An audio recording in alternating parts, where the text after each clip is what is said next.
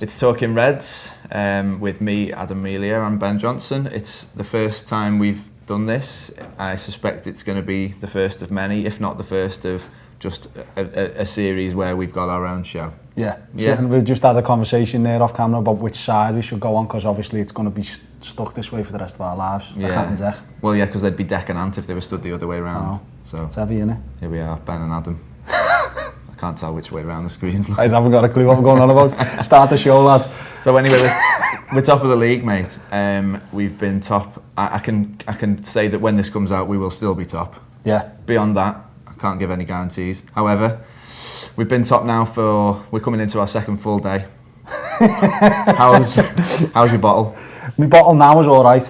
At about 6:15 on Saturday night, I wasn't watching the game and I just looked at my phone. It was like City getting beat 1-0, and then I sort of done like this thing in the kitchen where I went and washed the dishes for a minute, and then went and opened the cupboards and looked in it, and then looked at my phone. I was like, okay, it's still 1-0. What should I do? I know I'll wash the dishes again. Just started washing some more dishes. I'd done that, and then it was 2-0. I was like, fucking hell. Yeah, they can beat 2-0 there. Yeah, it's mad, isn't it? What do you prefer in terms of position? Where would you rather be under the radar? At what stage would you like to emerge from the radar or onto the radar?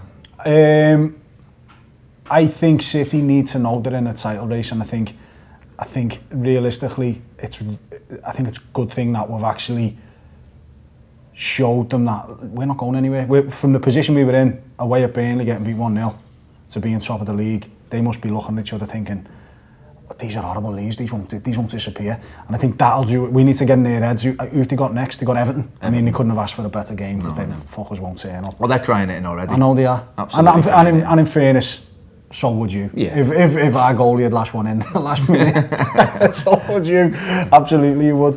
But we're in their heads now. If they don't win against Everton, or if they draw or whatever, then it's fucking game on. There's a few things that can happen from here, and I was thinking last week that probably, looking at the fixtures, probably both us and them would have dropped points by the time we play each other. But one of the things that could possibly happen here is that they fall off a cliff over Christmas. I've seen it happen before. Because wouldn't it, mate? I don't know what my bottle would do then. I'd have to go away, live on an island, come back in April. How many points clear are we, lads? 15. How many games have we got left? 5. How many dishes have I got to wash? None. I don't know. I didn't see their game at all. I mean, we'll come on to our game in a minute. Yeah. We'll come on to their game. So let's talk a little bit about our game.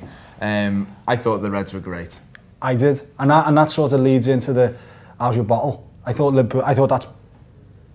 Burnley after 1-0, and that are the two best performances of the season. I thought across the team, I thought Robinson was brilliant. I thought the keeper was phenomenal again.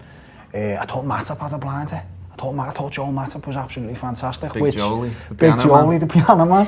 And nobody thought he had it in him. And when you see Gomez gets hurt and you think, oh God, and then Zegzi's out with an imaginary concussion. How did he get concussed? I was saying he was out with something stuck in his teeth.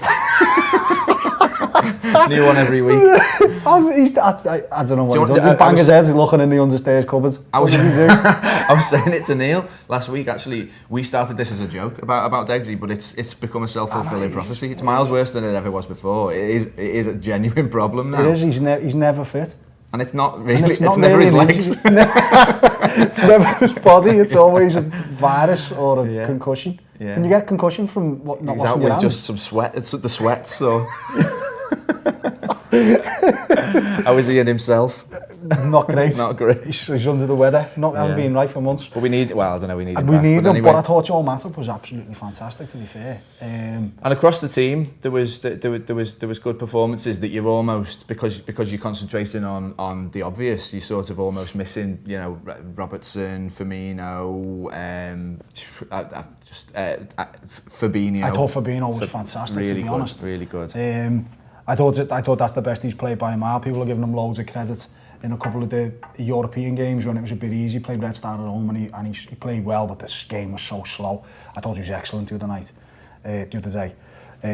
I thought that was his best game. But then you look at Salah. You look at us now. You look at the position we're in the league. The way we've just been engineered into this position, and it's almost like Klopp's just gone, okay lads, by the way, no, we had this plan where we're just going to take over for a few months and then get to a point and then we're going to press go. We just started, we just literally pressed it. Go. 60 minutes gone at Burnley away. Yeah. Thanks boys, go. Salah looks as good as at any point last season. He did on Saturday. He was unreal. And I don't think he's been given enough credit for the performance. The finish for the first, the movement for the first, great. Okay, marginally just offside, whatever. But his movement's great. His movement to not be blatantly offside's really good, if you know what I mean. And it's a hell of a moment for the second goal. The time it comes in the game, the manner of it, and also that stamp on the Achilles, which never looks as dramatic as other fouls in football, but if anyone's played football and had a stamp on the Achilles, God, that hurts. Well, if you're watching this now, stands up, put all your weight on one leg, and then get someone who is about, 12, 13 stone, to stand on that leg as hard as they can, see how you get on, see if you can carry on running, put in the bottom corner. Like, you're watching match today and he was saying, oh, he's done okay there to stay on his feet, it's good to see. I was like, they should be showing this, look at the determination, the will to run away from the field. It was almost like, what, you're going to try and stop me, are you? Yeah, watch this then. And then he just goes away from him, slots it, and then I love the way he just turned down, stared at him. Yeah. You doing tickets? and then he toes him in the Achilles about 5 minutes later, accidentally. And then he scores a noggie. And then he leaves him on his arse in a one-on-one. Then goes down the keeper 3 times until he gets up and gets back on the line and just puts it in the corner and then stares at him again. I know. And stares at our fans because some of them look like him. He's a boss. Well, there's been some talk that Salah was giving Klopp a look, and I watched it on Match of the Day after having heard that, and there might be something in it, I think, and I wonder whether I've got no issue with it. He might be being managed in a particular way to every player likes being managed in different ways.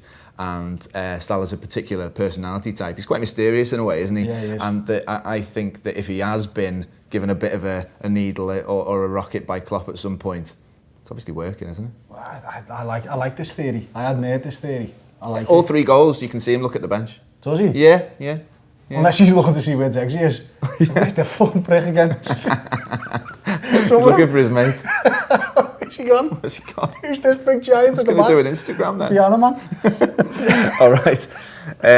Last point on it was that we do a lot of ref chat. Me and Ben sit next to each other at the match and we do a lot of ref chat. We're obsessed with referees, aren't we? Obsessed with referees. And I very rarely forgot to check who the ref was. And then when I saw Lee Mason coming out of the tunnel, I had a real feeling of doom. I didn't look at my messages. I panicked.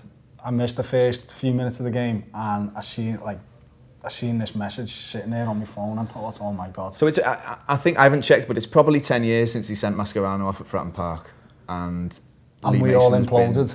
Lee Mason's been public enemy number 1 or 2 since then. Yeah. And the baldy ref. However, as you pointed out, he seems to be on ours. I think that's because I'm a baldy. And he's seen it and he's like, hey, is this the alliance? But he gives us a nod. Yeah, his slim feminine legs were pedalling in our direction all day. So sound, if he wants the role as New Clatzy, he can have it. It's up for grabs. Because that's handy. We need a big squad this season, and a referee would be nice. Referee would be excellent. So anyway, yeah. So moving on from there, you say you didn't watch City. I've seen it back mainly to look at Guardiola's coat. Oh, jacket. Guardiola. Guardiola, like this Guardiola. It looks like it should be covered in dog hair, doesn't it? It's awful. I mean, it looks like a present of like your nan from Next. Yeah, and you don't get the receipt and you're like, what the fuck's this thing? I'm meant to do with this? It's not a coat, it's what is it? It really reminds me of my girlfriend's old housemate. This girl used to wear stuff like that and like her house smelled like a hot bin. So I can sort of imagine dog hairs and this like bin smell. Imagine being managed by him. Ugh. I'd fall off a cliff if I were them, would you? So you're trying to tell me what to work harder and you're dressed like you've just, God knows what you've done, robbed a fucking kennel. Yeah, it just looks like it's never been through the wash.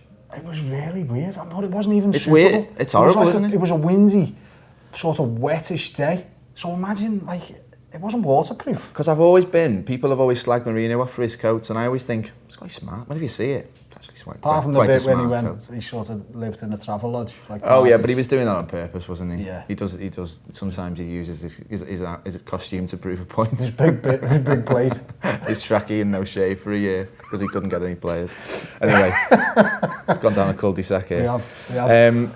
But yeah, I thought that I watched them against Watford and I thought there was an energy dip, and I watched them again against Chelsea and it was around the same time towards late in the first half, because they start so fast all the time that there is an energy dip there. And the second half, I thought for the first time I can remember under Guardiola, they looked rushed. They were having long shots, they were panicky, and they looked tired. I think the thing about this title race, the thing about this whole thing is us being in a position to turn the screw, and we're turning the screw. I don't care who you are as a football team, you might be the best football team that's ever played footy.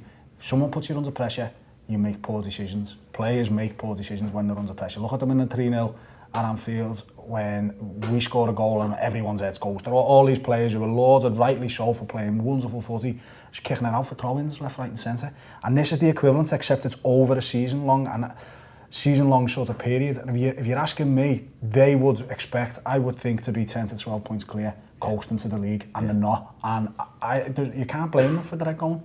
Yeah, absolutely. And we'll have to see. I mean, as we've sort of said, we can feel Liverpool doing the thing that we hoped they were going to do, because there's a number of different storylines and narratives that could have happened, and we're doing the one that was the best for us, basically. So we'll have to see. There's still a number of things at play. We don't know what City are going to do next. But anyway, all we can do is keep winning. I'm just going to cut to a little insert now, which is a little advert for Tour Player and the stuff that we've got coming up over the Christmas period, and then we're going to come back and talk about Joey Gomez and his new deal. It's going to be a fantastic run, and with the Anfield wrap, you know what we do. We do shows in previewing every game, looking back on every game. What we try to do is we try to look back immediately afterwards with that raw emotion and hopefully that raw positivity and energy. Then we have our free show, which many of you watch, and you can enjoy that one, and then we have our more tactically based review. We've also got our Friday show, which looks at the whole Premier League picture every single weekend, every single set of games. That's what we do for you. Then we've got our team talk, which focuses in, and we've got our free weekender as well, which looks at the Liverpool weekend as a whole, focusing in on that match itself. The games come thick and fast. It is the run into Christmas, and you know what, you couldn't enjoy it any more than enjoy it with us for £5 a month. Come on, get involved, share the journey with us. So has Joe Gomez got a new deal? Joe Gomez, new deal. We were both commuting into town when this happened. Yeah, so I didn't know. I mean, I don't know, my car, you can't look at Twitter when you're driving. It's got like RoboCop glasses. They've got a microchip in the back. No, they're just glasses. So we both didn't know about it until someone handed us this piece of paper and said Joe Gomez has signed a new deal. And what more can you say? It's a 6-year deal, which is fabulous, really. Joe Gomez has been. We've had a number of outstanding performers, mainly sort of defence and goalies so far, actually, and Joe Gomez has been up there with any of them. You couldn't really. It's a funny one, isn't it? Because Van Dijk's obviously the best player in the world, so it's difficult to say who's been best, because you're sort of going, well, ignore him. Ignore him because it's like cheating. But Gomez has been fantastic, and obviously he's had a little setback. But this, 6 years is a hell of a long contract. It's a vote in confidence from us to him, and vice versa. It's a vote in confidence from him to say, look, I'm playing next to, as you say, one of the best centre halves in the world. I'm learning from him every week, and to be honest, he's not really overshadowing me. You know, he's not overshadowing him. He's not making him. He's not dragging him through games like you'd expect. He's been unbelievable. I think the only possible thing he's done wrong all season is the one where he gets hit, the tackle. Yeah. He should see it coming, because you sort of know Burnley are going to kick you, regardless if they kick the ball first. That's the only time he switched off all season. And I don't want him at full back anymore. I want that to sort of stop, and hopefully it will. But it's funny actually, because you're saying about Matip. I thought Matip was doing a Joe Gomez impression on Saturday. You know, the times he comes charging out, it's like, that's a Joey Gomez. That's the best charge. he's ever played for us. Yeah. Okay, well we'll. So yeah, we've got a lot of players being tied down to deals now. There's no bad news that I can think of. I was saying this to you on WhatsApp the other day. If things start going this well, I get worried. Like, I know, somewhere Steve Gerrard's smacking a DJ somewhere with a Liverpool suit on somehow. Yeah. What's he got to do with us? I don't know. So the Blue Nose is going to be up in arms and trying to get Trying to get 9 or 10 players thrown in prison. A couple of points took off us. But yeah, that notwithstanding, it's all going well. So we've got a few things coming out today on the Anfield Wrap on Talk Player. We've got the free show, we've got the review from Bournemouth, and build up to the Under the Lights before Napoli, aka the road to Baku. Which frankly is where we all want to go. Yeah, we're already booked into on, Baku, Reds. the Baku Spa and Grill. It's cost us about £3 for a month. So yeah, come on Napoli anyway. Only messing. So that's it. That's today's Talking Reds, and have a great day.